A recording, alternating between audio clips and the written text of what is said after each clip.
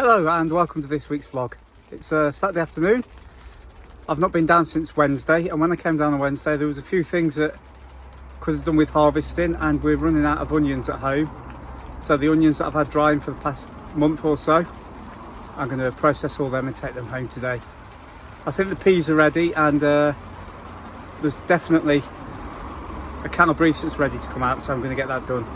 I'm just going to wait for this latest rain shower to pass over, and then I'm going to get stuck in. I'm going to see what else I can find to do on the plot for the next couple of hours. So let's see what we get up to. So as you can see, the alderman peas have started to die off a little bit. And so the first job I'm going to do today is I'm going to strip the plants down, take them out. I'm going to leave the roots in for the nitrogen fixing, and then all the greenery is going to go into the compost bin. And any that have gone a little bit far and started to dry out, I'm just going to save them as seed for next year. But there's quite a crop on there.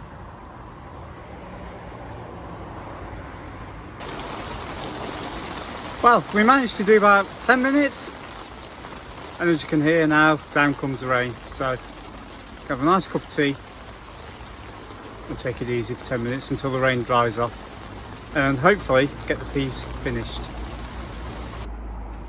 I've just harvested one of these sacks of potatoes. I've got a few out, there's enough there for a couple of meals, but I've noticed that the level of the compost within these pots has gone down a little bit. So what I'm going to do is I'm going to mix some bloodfish and bone in with the compost from the potatoes have been in. There should be plenty of food in there anyway, but a little bit more won't hurt. And then I'm just going to top up the tubs, because then that'll give the tomatoes a little bit of a boost, and all the little hairs that you can see poking out there, they'll send out roots into the new fresh compost and take up all the nutrition and give the plants a little boost. So I'm going to do that in all the tubs in there, and I'm also going to do the same in the halos. So just topping everything up. I've just popped up to plot number 2, and we're going to harvest there's a calabrese and the cauliflower that are ready to go. And the calabrese is it's the biggest I've ever grown. It's not going to set any records, but it's I'm quite impressed with myself for producing this. So let's have a look at it now. So this is the puppy in question, and that's my rather dirty hand. So you can see there, it's quite big. I've never grown anything that big before.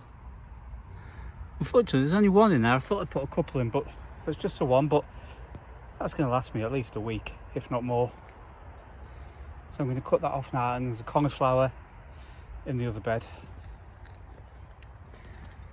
And some of these cabbages are starting to heart up. A couple of the greyhounds have survived the slug attacks.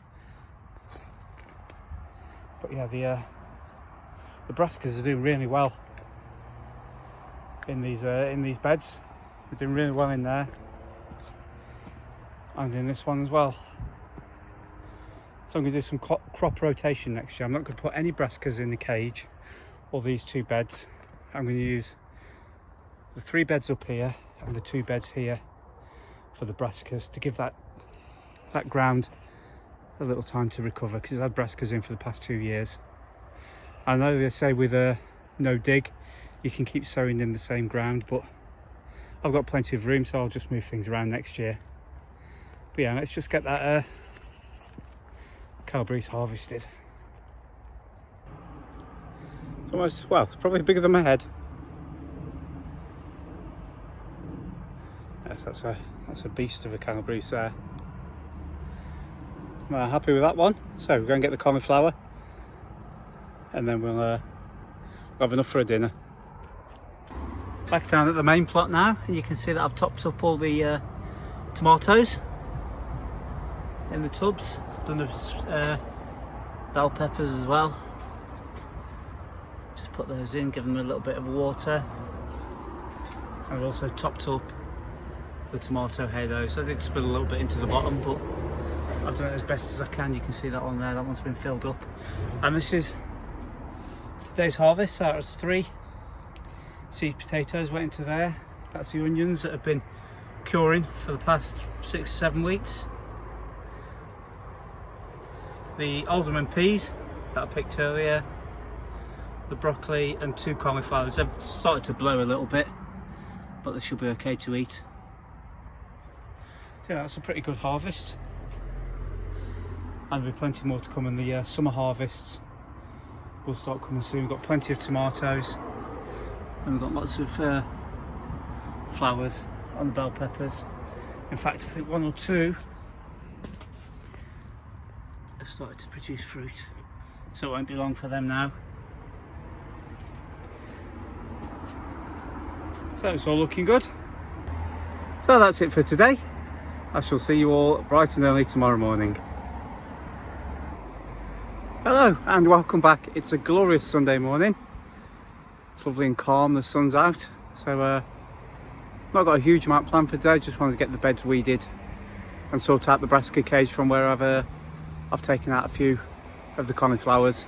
Just get everything looking tidy really. I might even give the paths a little bit of a mow because they're getting a little bit overgrown. So that's really all the plans are for today. Just take it easy and enjoy my time down at the plot, which is what we all do it for really, isn't it? I've hand weeded and hoed over this side of the brassica cage, and it's left me with a large area here. And what I'm going to do is, I've got some pongo beans, I've got quite a few, and instead of just leaving the soil bare to let the weeds take hold again and all the nutrients wash out, I'm just going to sow it with pongo beans. And if I don't get a crop off them, all I'm going to do is cut the heads off, cover it over for winter and let that rot down, so there'll be a green manure as such. I'm not expecting them to reach maturity before the autumn, but it's better to have something in the soil than to just leave it bare.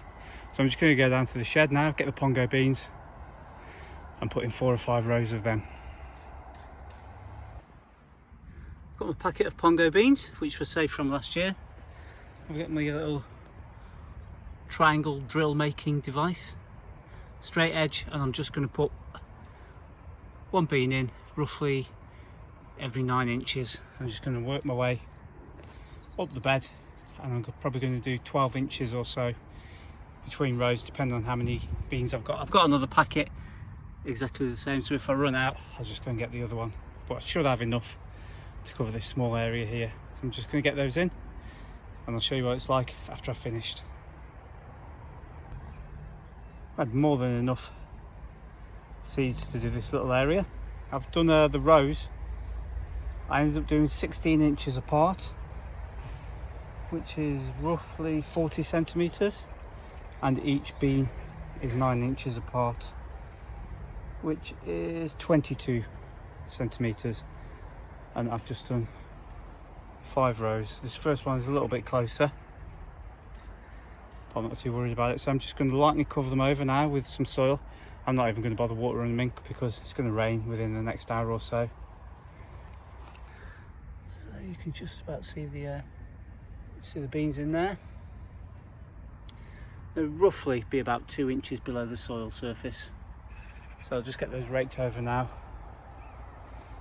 and hopefully in a week or 2 they should be coming up. So we've had another good weekend at the allotment, got plenty done. Still plenty more to do, but the harvests are starting to come in now, so that's what it's all about really.